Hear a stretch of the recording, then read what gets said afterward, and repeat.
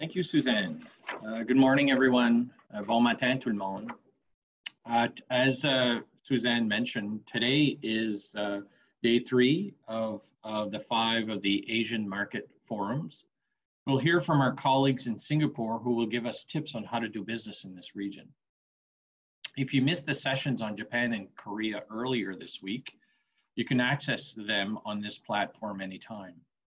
Tomorrow we'll be presenting on Vietnam, and then Friday will be Southeast Asia. This pan-Atlantic activity is made possible thanks to the collaboration of our 4 Atlantic provinces, ACOA, and Global Affairs. We hope that you'll find the resources we're providing you with this within this week helpful and find new ways of doing business in Asian markets. So before introducing our presenters, a reminder that we're going to have a question period at the end of the presentation. So please add your questions or comments to the chat screen or the Q&A screen to help us answer them for you. You'll also have access to the PDF of the presentation located below your viewing screen. So our first speaker for today is Mr. Richard Dubuc, Senior Trade Commissioner at the High Commission of Canada in Singapore. Richard joined the DFATE headquarters in 1998 when he served in the Middle East and Maghreb, the Environmental Services, the South Asia, and the Strategic Initiatives divisions. Overseas, Mr. Dubuc has served as Senior Trade Commissioner in Ecuador, Egypt, the Kingdoms of Saudi Arabia, with accreditation to Bahrain, Oman, Yemen, South Korea, and Singapore. Quite an extensive list there, Richard. So in today's presentation, Richard will be speaking to you on the opportunities of doing business in the Singapore market. So I'll leave it to Richard to start his presentation. Thank you. Thank you very much, Charles, for the kind introduction. Good morning, everyone. As mentioned, my name is Richard Dubuc, and I am the Senior Trade Commissioner here at the High Commission of Canada in Singapore. Today, it is my great pleasure to talk to you about Singapore and the opportunities that exist in this market for companies like yours. I hope that my presentation will entice you to consider Singapore as your next business destination. Let us begin with some general information about Singapore. Singapore is an island state 5 times the size of a mountain, located in the middle of Southeast Asia. Its closest neighbors are Indonesia and Malaysia. The country's overall population is estimated at 5.7 million, of which 3.5 million are citizens and 2.2 million are residents. 500,000 of the residents are permanent residents, while the remaining 1.7 million are temporary residents. There are too many temporary residence categories for me to go into the details today. Singapore has 4 official languages: English, Malay, Chinese, and Tamil. According to the World Factbook, Singapore has the 7th highest GDP per capita in the world. Singapore's GDP has contracted by 6% in 2020 as a result of COVID-19. Canada recognized Singapore as a country 56 years ago.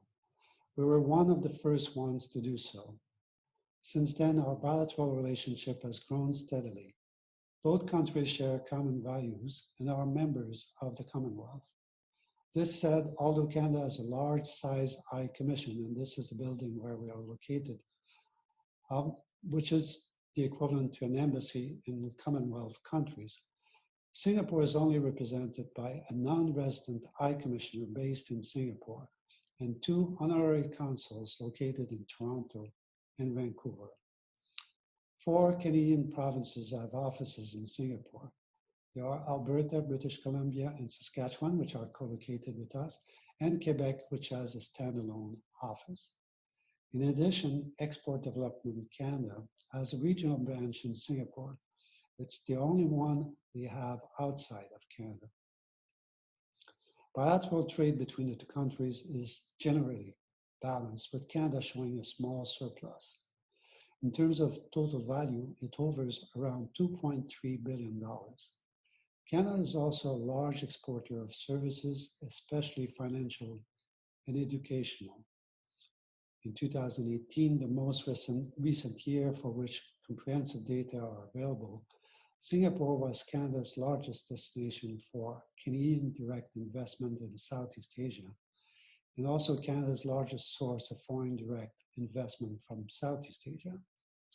Since 2018, Singapore entities have made substantial direct investments in Canada.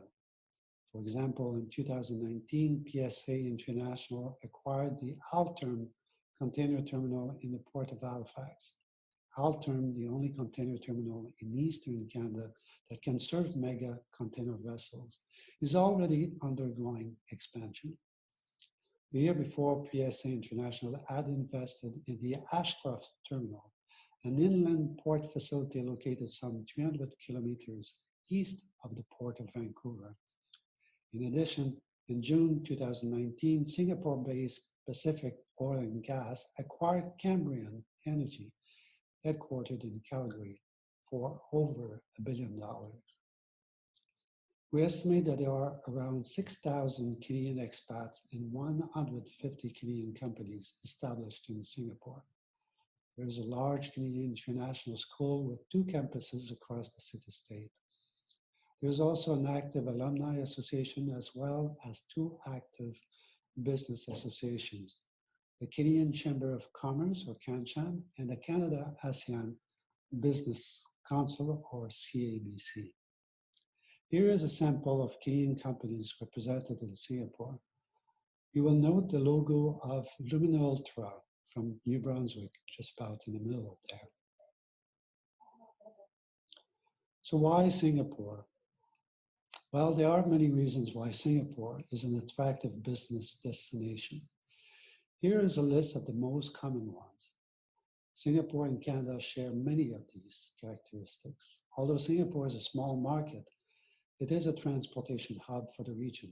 It is home to the 2nd largest container port in the world after Shanghai, and Changi International Airport is amongst the top 10 in the world. Singapore, like Canada, is a common law country. It is also one of the least corrupt countries in the world. Singaporeans are highly educated. The National University of Singapore and the Nanyang Technological University both ranks among the top 15 in the world. Singapore has established strong intellectual property protection laws. In terms of IP protection, it was ranked 2nd in the world and 1st in Asia by the World Economic Forum's Global Competitiveness Report of 2020. Singaporeans are also early adopters of new technologies. According to McKinsey, Singapore is the most connected country in the world. To preserve its international standing and to further its economic prosperity, Singapore has taken measures to promote innovation and encourage entrepreneurship, as well as to attract foreign investments. In December 2020, the Singaporean government launched its new $25 billion Research, Innovation, and Entrepreneurship Plan to support the country's R&D efforts over the next 5 years. In short, Singapore is a great testbed location for new technologies because of its strong innovation ecosystem and top-notch research institutes. The next slide provides some additional reasons why Singapore has become a location of choice for many multinationals. Singapore is a highly developed, trade-oriented market economy, which consistently ranks amongst the most open in the world. Being a multi-ethnic country, the majority of the population is multilingual, with English as their native language. These language skills are useful to companies using Singapore as a launchpad for the region. More than 8,000 multinationals have already done so. Other characteristics that make Singapore a destination of choice for foreign companies include its strategic location. Most of the regional destinations are within a 5 to 6 hour flight.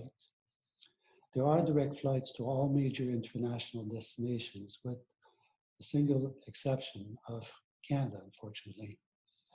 Another reason is the fact that Singapore has signed free trade agreements with over 60% of the world's GDP, including through the CPTPP, where Canada is also a member, and RCEP most recently. Almost all Canadian products can enter the country duty-free. The 2020 Global Talent Competitiveness Index ranked Singapore first in Asia and third globally for talent. Canada was ranked 13th. In addition, the World Bank ranks Singapore second worldwide for the ease of doing business, while Canada is ranked 23rd. Finally, Singapore was ranked as the 8th most innovative economy in the world by the Global Innovation Index WIPO in 2020. Canada was ranked 17th. The trade section of the AI Commission has developed a very good working relationship with each of the organizations listed here. I will describe them briefly. Most of them are government agencies. More information is available on their respective websites, and we would be more than happy to facilitate an introduction. The Economic Development Board is Singapore's investment attraction arm. Enterprise Singapore helps Singapore small and medium enterprise develop their capacity and help them internationalize. They offer similar services to those provided by the Trade Commissioner Service and the BDC, with the only exception that they don't provide loans. The National Environment Agency is responsible for ensuring a clean and green environment and the sustainable development of Singapore. The Public Utility Board, or PUB, is responsible for acquiring, producing, disseminating, and reclaiming water to ensure a sustainable and efficient water supply for Singapore. As mentioned previously, the National University of Singapore and the Nanyang Technological University are ranked among the top 15 universities in the world. They are well-financed and work very closely with the National Research Foundation, an organization that helps set national direction for research and development. It also funds strategic initiatives and builds up R&D capabilities. The universities also work very closely with the Agency for Science, Technology, and Research, or ASTAR, that supports R&D that aligns with areas of competitive advantage and national needs for Singapore. The Monetary Authority is Singapore's central bank and financial regulatory authority. They have set up a regulatory sandbox where fintech companies can test their solutions. Infrastructure Asia collaborates with stakeholders to develop regional infrastructure projects and spur infrastructure improvements in Southeast Asia and South Asia. The Infocom Media Development Authority, or IMDA, provides numerous programs, policies, and grants that cater to industries and communities. Finally, the Singapore Food Agency, or SFA, is the national authority entrusted with the mission to ensure a resilient supply of food, safety, and food security for Singapore. Singapore has the reputation to be very efficient and welcoming to foreign players. It is also a hub for international events and trade exhibitions. This said, there are some challenges to consider while planning the entry of the market. Singapore is one of the top 10 most expensive countries to do business in. Also, finding the right skill for a technical position can be challenging. Singapore applies quotas of foreign workers that varies depending on the sectors. These quotas also apply to foreign missions such as ours. The purpose is obviously to encourage foreign and local firms to hire locally. Given its open nature and trade dependence, Singapore is vulnerable to global economic downturns as demonstrated in 2020. This said, the country has very well responded to the COVID-19 crisis, and the number of cases in the communities has not exceeded 2 during the past 3 months. Singapore is keen to resume hosting in-person international events such as the upcoming World Economic Forum Davos version meeting in May. We have already hosted in-person events of up to 50 people, where all the participants were pre-tested. Finally, Singapore, you might have guessed, is a very competitive market. All the major international players have established a regional presence here. But this does not mean that there are no opportunities or that you should not include this market in your strategy. To the contrary, this slide lists the sectors where we see the greater number of opportunities. I will now say a few words about each one of them. Due to its size and high level of urbanization, Singapore has limited agricultural land and only produces around 10% of the food it needs to feed its residents and the 17 million tourists who normally visit the island nation on a yearly basis. The food consumption level is the highest in Asia. It is also home to a large, affluent, and sophisticated consumer base driven by rising disposable incomes. In 2018, the government launched an initiative to reduce its dependency from 90 to 70% by 2030 via aquaculture, urban farming, and food science. Even though the competition from Asian neighbors, Europe, the USA, and Australia is strong, there are opportunities for Kenyan exporters of meat, fish and seafood, soybeans and pulses, processed food, superfoods, and organic products, as well as for agri and food tech solutions. For companies interested in this sector, you should consider participating in the next edition of Food and Hotel Asia, scheduled in March 2022.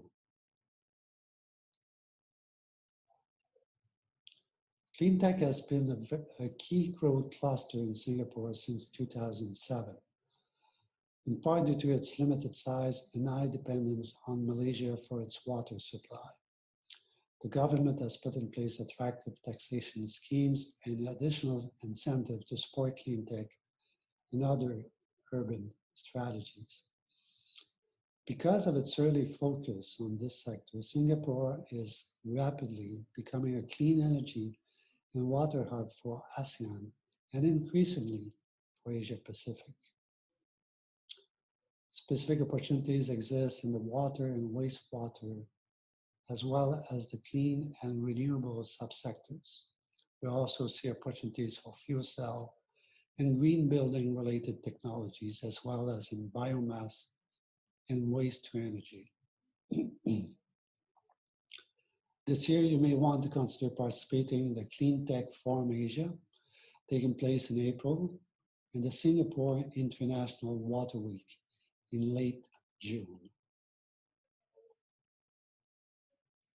Singaporeans are connected. There are approximately 4.8 million internet users out of the population of 5.7 million. It is the second highest rate after Brunei in the region. Singapore's continued investment in developing the country's ICT infrastructure has resulted in an area of business opportunities for Kenyan companies. Despite the island's small size and stiff competition from other foreign vendors, as well as strong local players, opportunities exist in various areas, including telecom equipment and services, digital media and video games, big data and analytics, edge computing and IoT, connected vehicles, enterprise software, cybersecurity, and educational technologies. The most important regional ICT event is Connectech Asia. It will take place here in Singapore in July of this year. In response to the new normal, the High Commission has initiated several e-commerce initiatives. More specifically, last July, we jointly hosted a series of 8 e-commerce webinars with the CanCham. I encourage you to visit this website where you can watch the recordings. Jointly with Shopify, we're also in the process of creating an e-commerce gateway to ASEAN website. This website will contain a wealth of useful information and provide guidance to Kenyan companies on how to succeed in the region.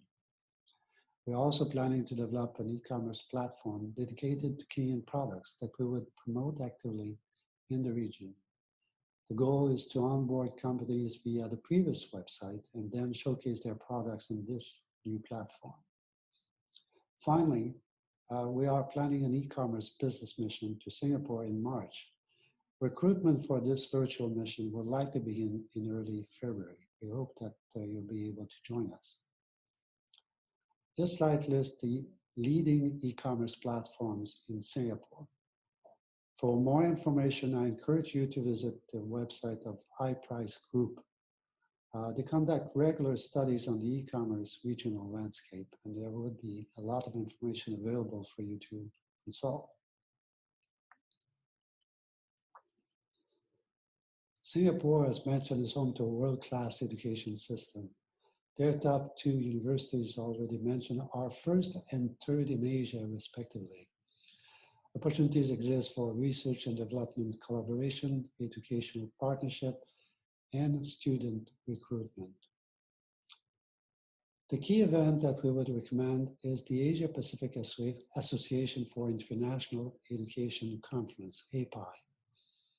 The virtual program will take place in March 2021, while the in-person event will take place in Vancouver in March 2022.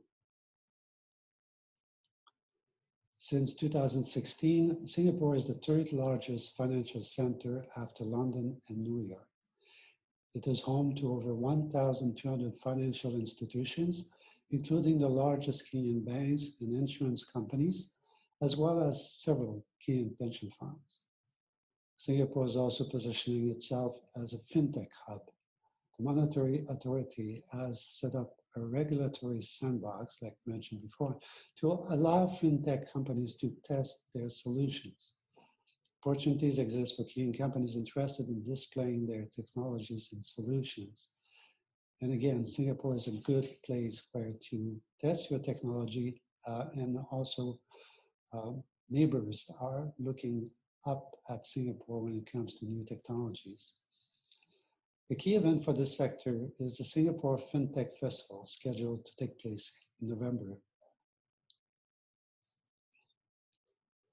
Singapore is home to the most developed infrastructure and transportation systems in the ASEAN region. All the government projects are tendered. Information on those tenders are available on their GBiz platform. You can just search at GBiz in Singapore and you'll find the website. Local firms are very active in the region and beyond. All the major international players are present in Singapore and cover the region from here. Opportunities exist for Kenyan companies that have niche technologies. The key event to consider attending is the Asia Infrastructure Forum taking place in June this year. This year's edition will have both an in-person and a virtual component. Although, as mentioned previously, the local market is very sophisticated, our office launched jointly with TDC in early 2018 an infrastructure initiative. The objective of the initiative is to better position Kenyan firms in the region using a Team Canada approach. To support this initiative, we signed an MOU with Infrastructure Asia in November 2018 that we renewed for 2 years in October 2020. The objective is for the two organizations to collaborate in organizing joint events and helping countries from the region structure bankable projects while positioning Kenyan and Singaporean capabilities in this sector. Singapore is home to state-of-the-art research labs, universities, and world-class biomedical departments, and many pharmaceutical and medical multinationals. The government is actively trying to create a biotech hub and has gone through great lengths to make the nation a pharmaceutical hub. the healthcare and biomedical sciences sector is one of the 4 domains in which the Singapore government is providing research funding under its Research Innovation Enterprise 2025 plan. The main event in this sector is Medical Fair Asia. It will take place in Bangkok this year and come back to Singapore next year in 2022. Before concluding, I would like to speak about 3 programs that might be of interest to you. The first one is the Kenyan Technology Accelerator, or CTA, that we launched in Singapore in November 2019. The CTA program's objectives are listed on this slide. The program is tailored in such a way as to guide and coach the companies interested in this market. This is done via the organization of market briefings and through introductions to key players within the local ecosystem, including potential investors. We are currently hosting a cohort of 9 Cleantech companies, Kenyan companies. For the first time, we're also facilitating the entry in 3 other markets, namely Malaysia, Vietnam, and the Philippines. The Global Mentor Program is a new program launched just a few months ago. The main objective is to mobilize Canadians and friends of Canada abroad to provide high-value advice and serve as business mentors to TCS clients. The program is offered to current TCS clients who have already received services in their target markets and are considered high potential and high growth companies. So far, we have recruited 10 local mentors with expertise in several different sectors. This program, like the previous one, is designed to complement the services already offered by the Trade Commissioner Service. Finally, I would like to say a few words on the Can Export program that I hope most of you know already. The program has been in existence for a few years and has already supported hundreds of Kenyan companies. To be eligible to the program, interested companies have to be incorporated or be a limited liability partnership. They need to have a CRA business number, unless registered on First Nations reserve lands, have fewer than 500 employees, and have declared revenues in Canada of between $100,000 to $100 million in their previous tax reporting year. The program covers all sectors. The company can target up to 5 markets where their sales are below $100,000 or below 10% of their total sales during their previous reporting year. Brazil, China, India, and the US are divided into subnational markets where the same criteria apply, and this is because of the size of these markets. As you can see on this slide, the 2 most popular categories prior to COVID-19 are currently suspended, but the program has been adapted in order to support more virtual activities.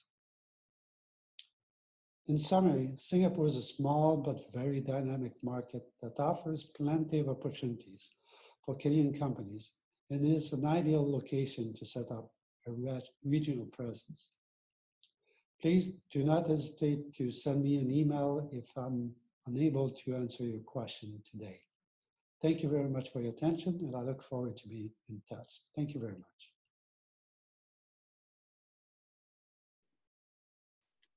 Thank you very much, Richard, for your presentation.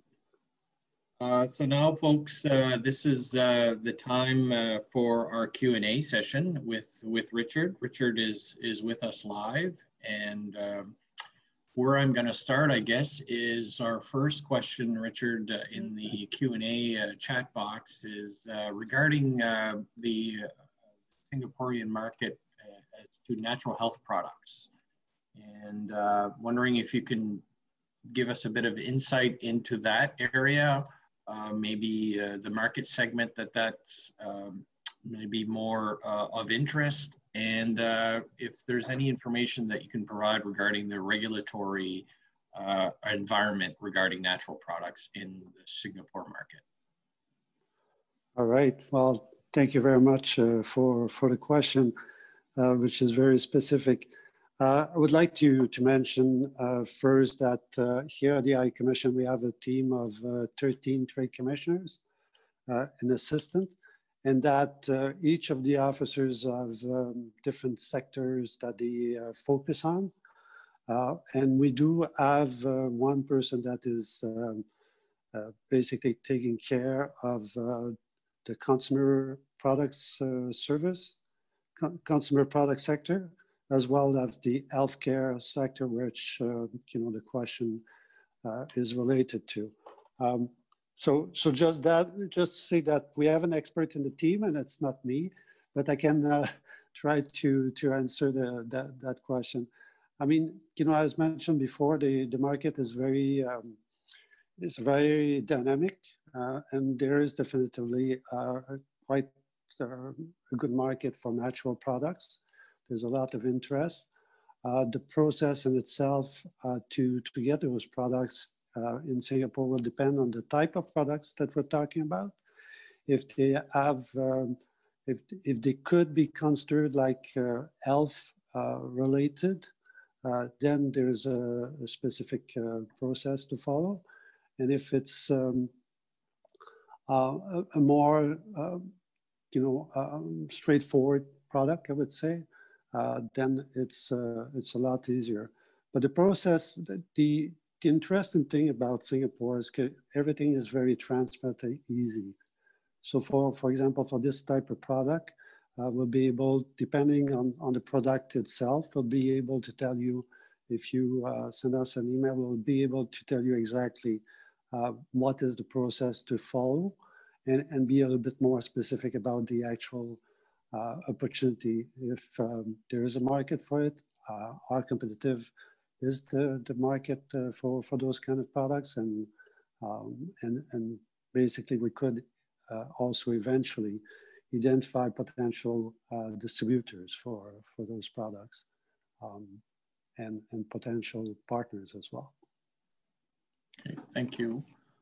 Another question is in relation to Singapore as being a hub for this region, and just wondering if you can, maybe elaborate a bit more on that in terms of the opportunities because of it being a hub.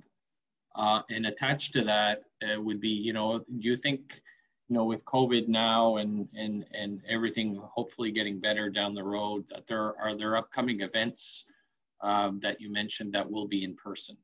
So sort of a two-part question there. Sure. I mean, the reason why a lot of companies use Singapore as a hub for the region, I mentioned some during the presentation. One is the language. Definitely people like the fact that the first language here is English. The other thing is how easy it is to travel to the other countries in the region. And also, although, I mentioned that competition is stiff, I mean, it's a market which is rich in the sense that people do like to try new things.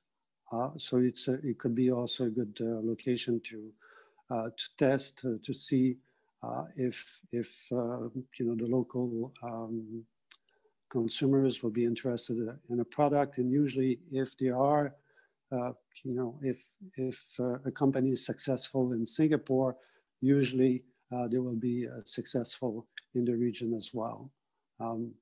And yeah, so in terms of the in-person event, we, as mentioned, we had a 3 so far, and the way it works, usually the Singapore government creates a bubble, basically, where everybody that participates is tested.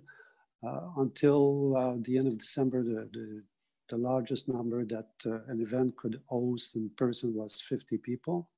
They have increased that to 250. Unfortunately, due to the third wave of COVID, it's hard to predict how things are going to go. In terms of Singapore, as I mentioned earlier, Singapore has dealt very well with COVID. The cases for the last couple of days, for example, in the community were zero. There were no cases.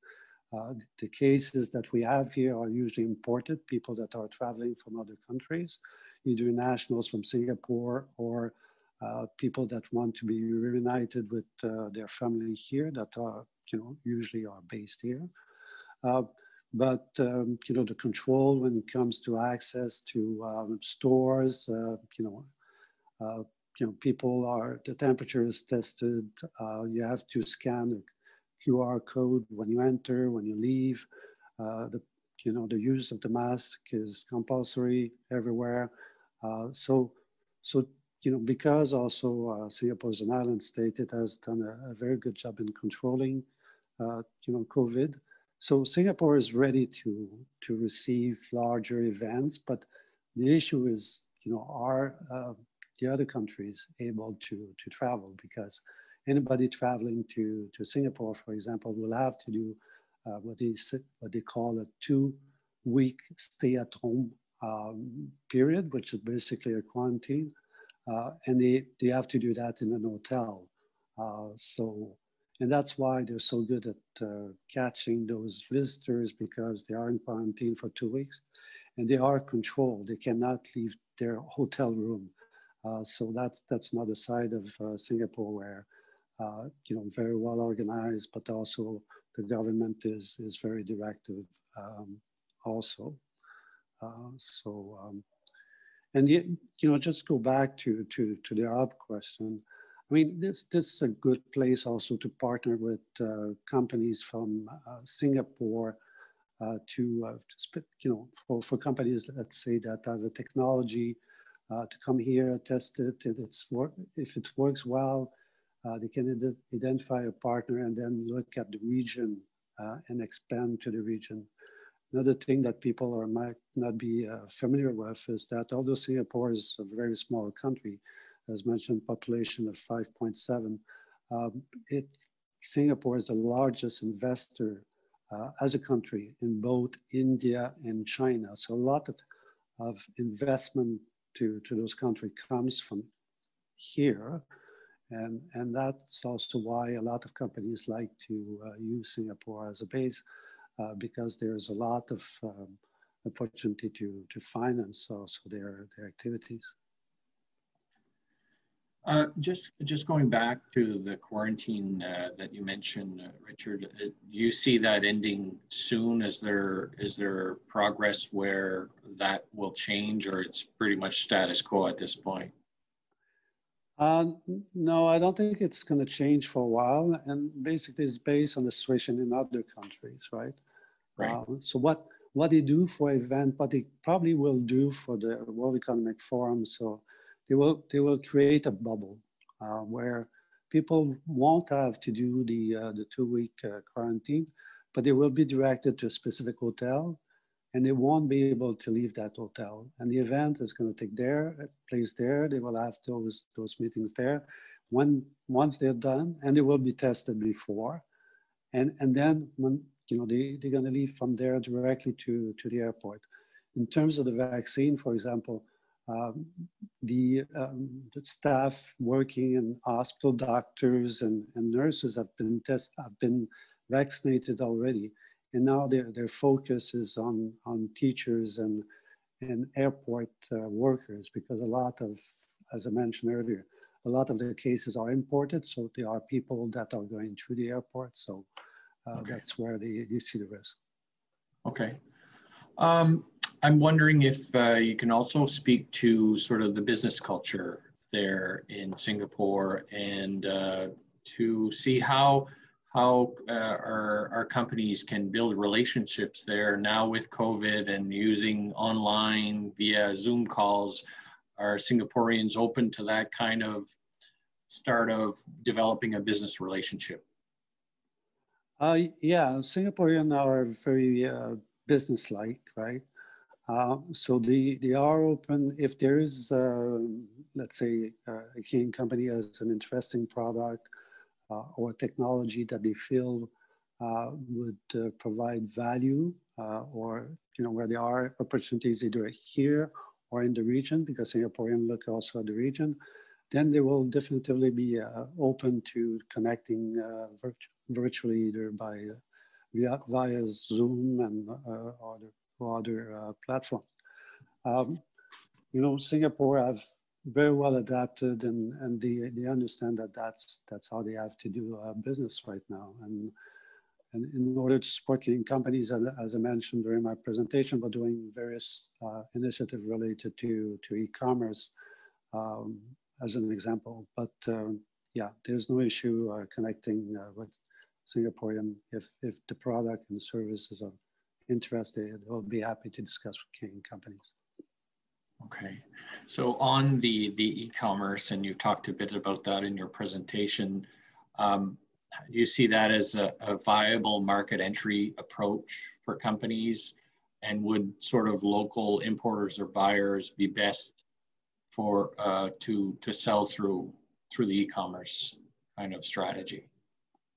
Yeah, there are various strategies. For example, people interested in working with or with experience working with Amazon. Here we have Amazon.sg, which is focused only in Singapore. So you could, there's ways that, for example, there are two ways that Amazon works with foreign companies. One is to just display their products. So, Canadian companies would have to supply as, based on the demand. And also there's the other option where they buy, let's say, a container of products and they sell under their own brand, basically, rather than under the brand of the Canadian company.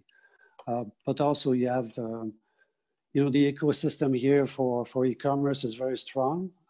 There are people that offer all kinds of services. Warehousing, logistics. There's one local company called Janio that has signed an agreement with the Canadian company or North American company eShipper to provide a solution, a logistics solution from Canada. Because the two main issues to sell from Canada on an e-commerce platform is the actual price of the product. Is the price going to be attractive enough for a buyer? And the delay in having those products delivered to Singapore. So to help that, we have facilitated that introduction for Janio, and also we are building those various websites that I mentioned earlier in order to facilitate.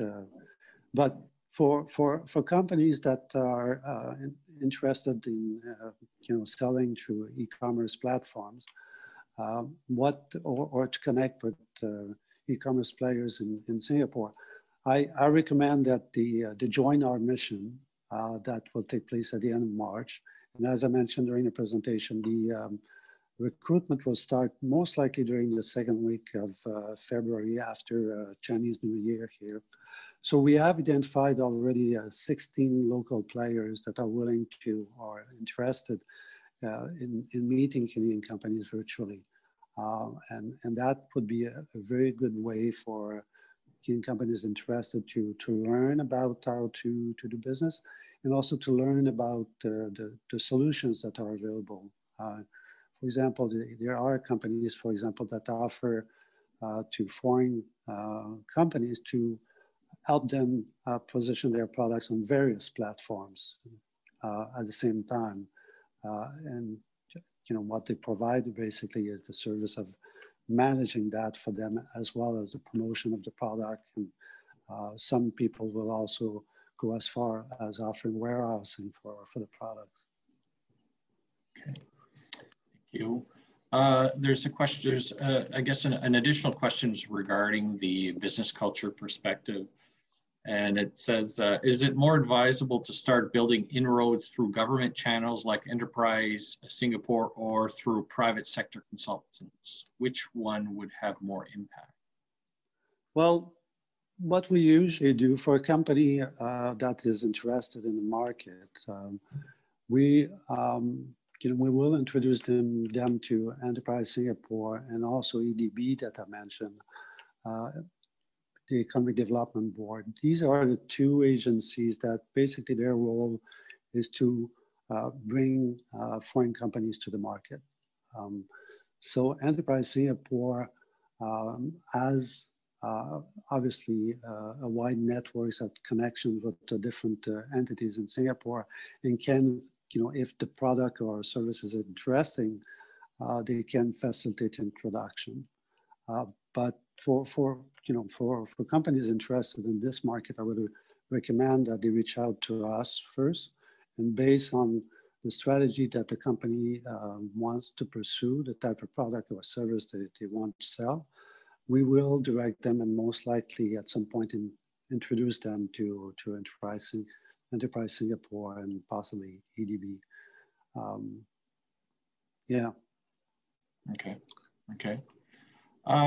Let's talk a bit about the free trade agreement and what kind of opportunities have you seen since it coming to force? Yeah, the Singapore economy is very open. So in terms of custom duties on Kenyan products, the CPTPP has not, we have gained very little because all our products were already duty-free, or most of them. The only difference, I like to joke about is the 5 cents deduction on a can of beer, basically. If you want to sell beer from Canada, you get a small reduction on the price as a result of the CPTPP. And otherwise, as I was saying, our products are entering this market free of tax. I mean, free of custom duties. Okay. Are there any supply chain issues that we need to be aware of in this market? Not really. Really, it's a very sophisticated market. The value chain are very well developed. Singapore is very pragmatic, and the business community is very pragmatic. If they see an opportunity, they kind of fill the gap, and really, it's really easy to do business here. And again, we were talking about the hub and why people should consider using Singapore as a base. It's very for that. Doing business here, it is easier than in Canada. Creating a business here takes 2 days, and you need very little money to do it. And it's a very friendly environment. People are easy to deal with, very straightforward. Yeah. So knowing a bit about Atlantic Canada, Richard, where do you see as our opportunities in Singapore, if you can share? Obvious, seafood. Mm-hmm. Already, I think there are companies from the eastern provinces that are selling here.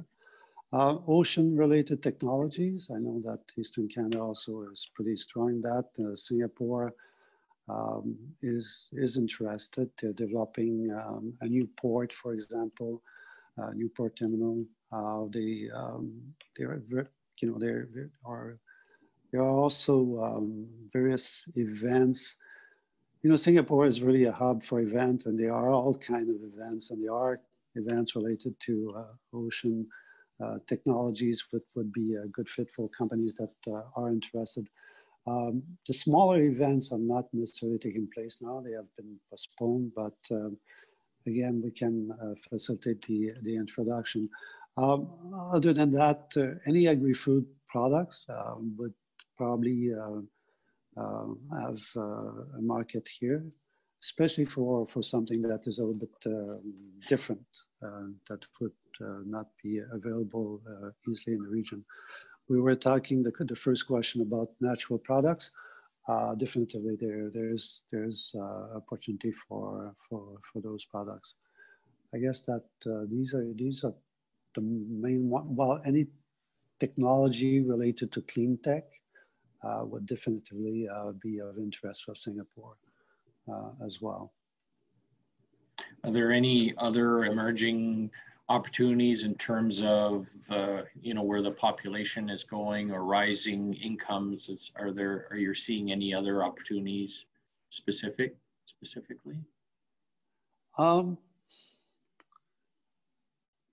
Anything related to technology that could be state of the art, brand new. Singapore are early users and adopters, so that would be of interest.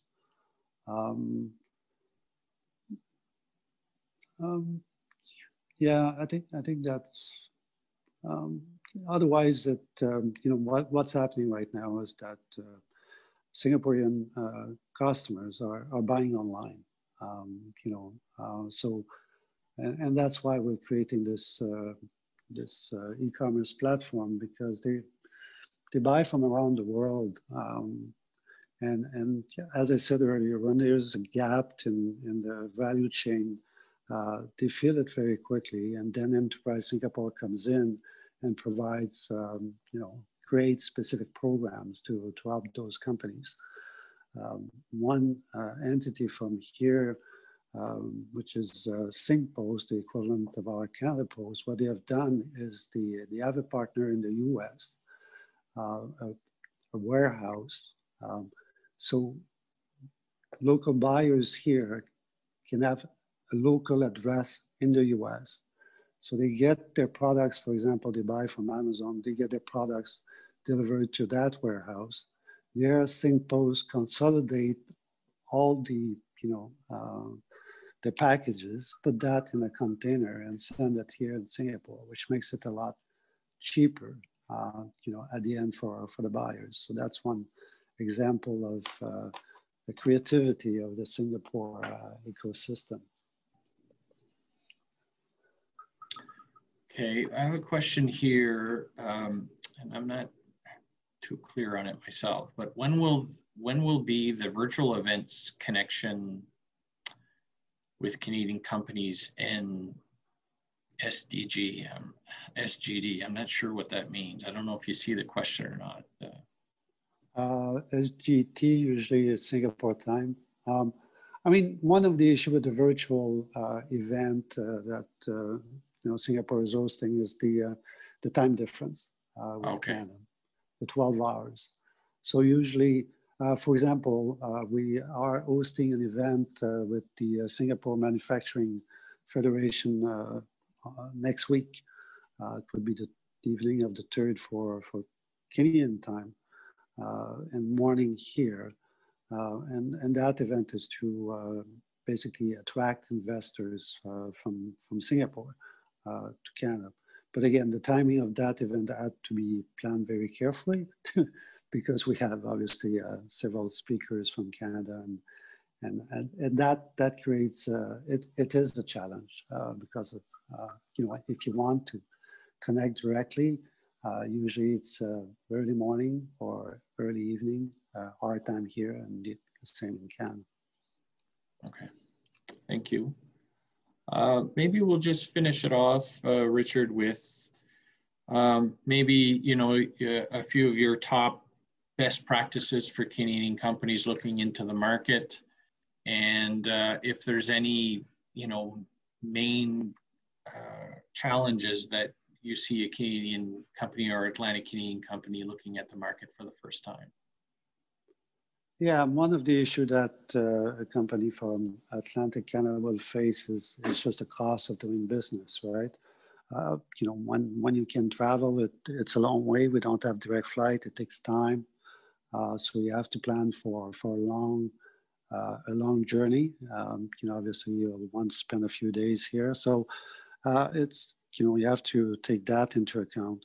But I think that and I'm glad you're organizing those events. And what the first step for those companies should be to contact us at the at the AI Commission, or contact you, and through you be connected to us.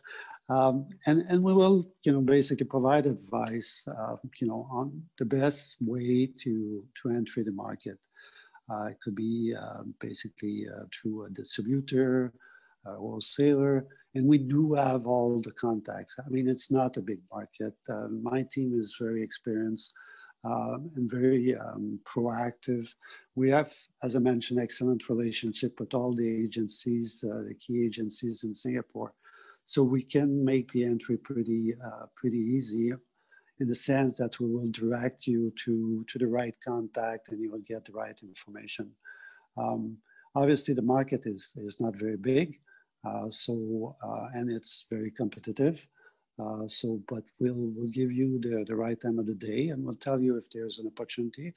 And if we see there is an opportunity, we'll make the introductions.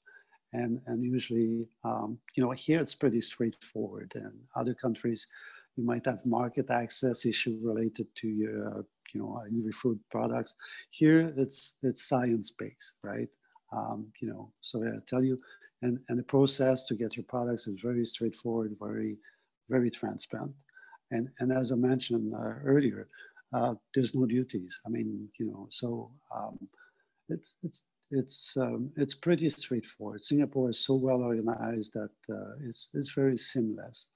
And they live for that, right? The Singaporean, they want more and more companies to come to Singapore and do business here, and they'll give you the red carpet treatment if they see that there's a good opportunity, for your products, for your technology, for your services, and there's a large expat community, so.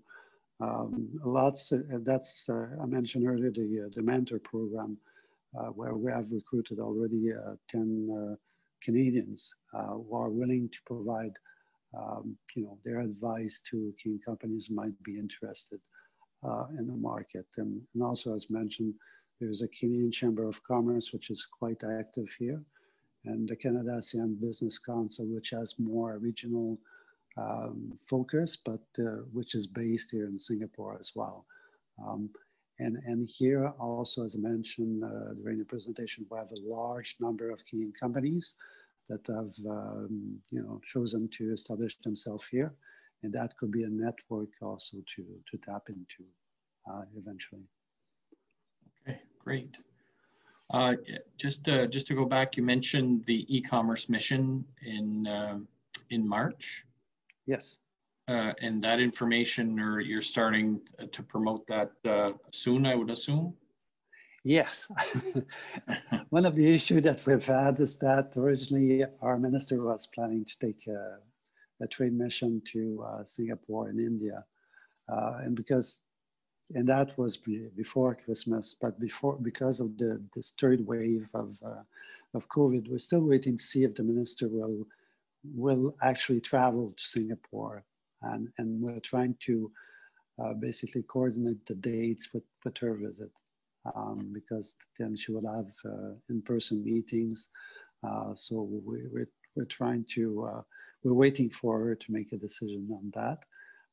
Worst case scenario, we told our office will include her in a virtual webinar that we will be hosting at the beginning of the mission, where we will invite people from the EDB, the Economic Development Board, as well as Enterprise Singapore to come and talk about the market and answer questions also that Canadian companies would have.